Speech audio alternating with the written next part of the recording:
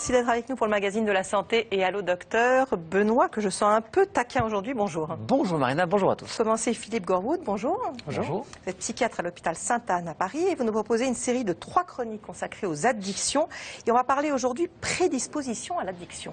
Prédisposition et surtout recherche de marqueurs. En fait, c'est quelque chose qui pour nous est très important parce qu'on voudrait dérouler le fil d'Ariane. Les addictions, c'est compliqué. Il y en a plein. On peut être dépendant à l'alcool, au cannabis, à l'héroïne. On peut aussi être dépendant des comportements. On l'a vu avec le jeu pathologique.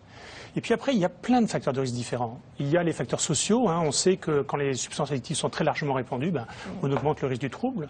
On sait qu'il y a les dimensions psychologiques, l'impulsivité, la recherche de sensations. Toutes ces dimensions, elles participent à l'exposition au trouble. Puis il y a les facteurs génétiques. On n'est pas tous égaux. Quand on est enfant d'un sujet addict, on a 5 fois plus de risques d'être addict. Et donc l'intérêt d'un marqueur, c'est qu'il faudrait qu'il soit capable de concilier tout ça. Grande hétérogénéité du trouble et plein de multitudes de facteurs de risque impliqués. Donc on voudrait un marqueur qui ait une vraie compétence à discriminer les sujets à risque.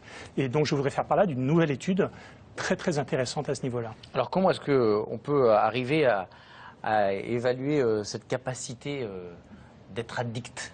Alors voilà, la difficulté avec les facteurs de risque, c'est qu'en général, on les analyse chez des sujets qui sont déjà dépendants.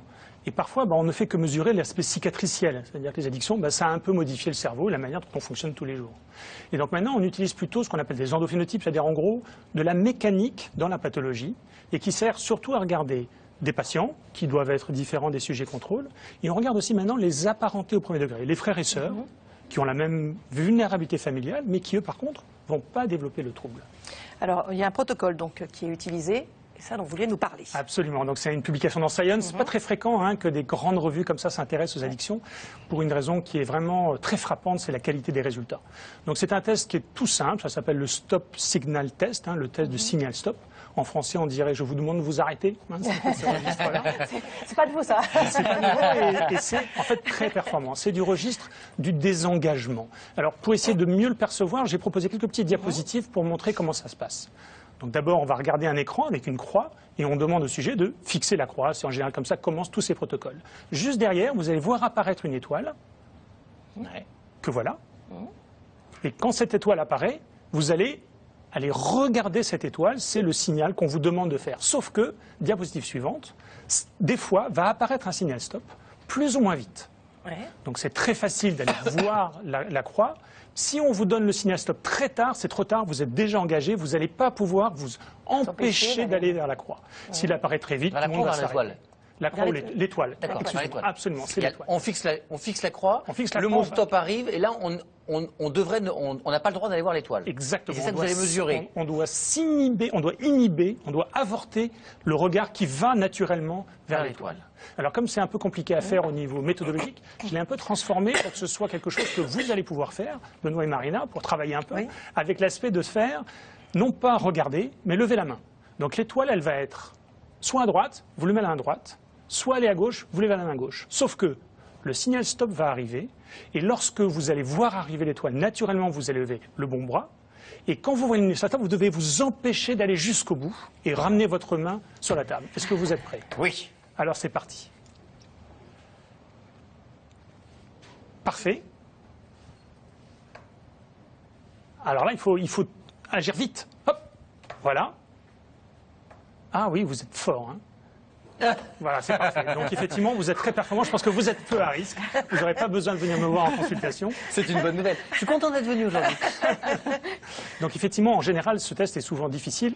Et alors, ce qui est particulièrement passionnant dans cette étude, c'est que les patients qui sont en fait choisis comme étant cocaïnomanes sont bien moins performants à se désengager que les sujets contrôle, mais surtout que les frères et sœurs non addicts sont tout aussi peu performants que les sujets malades. Et donc on est vraiment dans un marqueur de vulnérabilité, pas du tout comme un marqueur de conséquence. Et juste pour terminer, pourquoi cette étude-là, elle est pour nous relativement révolutionnaire, c'est qu'elle a été couplée à de l'imagerie. Voilà, pour savoir ce qui se passe dans le cerveau quand même. Exactement. Le tout, c'est de comprendre comment cette mécanique peut fonctionner. Et en fait, elle a été faite pour voir, ce qu'on appelle un IRM fonctionnel, juste de voir comment le cerveau bouge en même temps que ça tacte, que moins la performance est élevée, moins on a de compétences de la région plus périphérique du cerveau, plus en avant, la région préfrontale, à inhiber des régions plus centrales, plus profondes du cerveau, qui est plutôt là le striatum ventral. Donc on a très longtemps cru que c'était une histoire essentiellement centrale, de ce noyau très essentiel dans l'effet récompense, très basique, très instinctuel, très partagé avec les espèces très anciennes. Et finalement, on se rend compte que ce n'est pas tellement une modification de cette activité très automatique, c'est plutôt un déficit de nos régions plus compliquées, plus tardives, plus périphériques du cerveau, à inhiber cette activité centrale. C'est-à-dire que c'est une pathologie très humaine. Pas étonnant, on est à peu près les seuls à se défoncer dans toutes les espèces humaines, dans toutes les espèces qui vivent sur la planète. Et donc c'est une pathologie de l'humanité, de l'homme dans les primates. Et c'est pas pour une raison, c'est pas pour uniquement cette organisation-là qu'on peut le comprendre. C'est tout simplement parce que aussi nos capacités à inhiber ces activités centrales sont aussi dépendantes de notre patrimoine, des fonctions extérieures qui vont nous rendre plus ou moins compétents. Mais cette étude-là vous apporte quoi pour la prise en charge? Alors, il y a des conséquences très importantes. Maintenant, on est en train d'essayer d'aider ce qui est du registre du réapprentissage, et notamment cognitif. On utilise beaucoup d'ailleurs les applications et les fonctionnements où on essaie de pousser les patients à augmenter leur capacité au désengagement. Donc, par exemple, on a des possibilités avec les jeux vidéo, où pour le moment, l'essentiel, c'est foncer, repérer vite et agir vite et passer à l'acte. Et finalement, très peu l'aval, c'est-à-dire finalement, une fois qu'on a commencé, arrêter. Et donc cette augmentation de la maîtrise du passage à l'acte, elle peut aussi être développée par des jeux, par des applications. Et on est en train d'essayer de voir si développer ces compétences-là ne permettrait pas de réduire le risque des addictions chez les sujets déjà malades, voire même sur des sujets à risque. C'est ce que je vais vous dire, parce que puisqu'on peut repérer que dans la famille, il y a un sur-risque, est-ce qu'on pourrait imaginer faire jouer très tôt des enfants à ce genre de jeu-là pour leur apprendre à résister? C'est vrai que clairement, c'est un peu un idéal. Moi, j'aime bien cette idée de dire, on vous donne l'information, faites le jeu, donnez votre propre score, débrouillez-vous, faites-le de votre côté. On ne veut pas nous maîtriser le fait de savoir qui va être à risque. Mais vous avez cette notion d'être à risque ou pas, et vous pouvez décider de faire quelque chose de votre risque. Par exemple, en vous protégeant des addictions, ça c'est toujours valable, mais peut-être aussi d'augmenter votre capacité de performance qui va du coup réduire vraiment le risque et peut-être vous protéger encore mieux. Juste, comment vous faites la nuance entre le fait d'apprendre cette maîtrise et la frustration? Alors la frustration, elle existe, et bien sûr, c'est fait partie de l'apprentissage. La meilleure manière de l'apprentissage pour la frustration, c'est la répétition. À partir du moment où vous connaissez votre maîtrise, que pour un patient addict de refuser un verre tendu, c'est du désengagement, eh bien ça amène bien sûr de la frustration, mais aussi un énorme effet récompense. Vous avez là le chemin qui vous libère de l'addiction, qui vous en général pourrit la vie. Et donc la répétition le rend de plus en plus facile, et la gratification par le maintien de l'abstinence ou de la consommation contrôlée amène clairement à des effets bénéfiques. C'est passionnant. Merci beaucoup, on vous retrouvera la semaine prochaine. Absolument.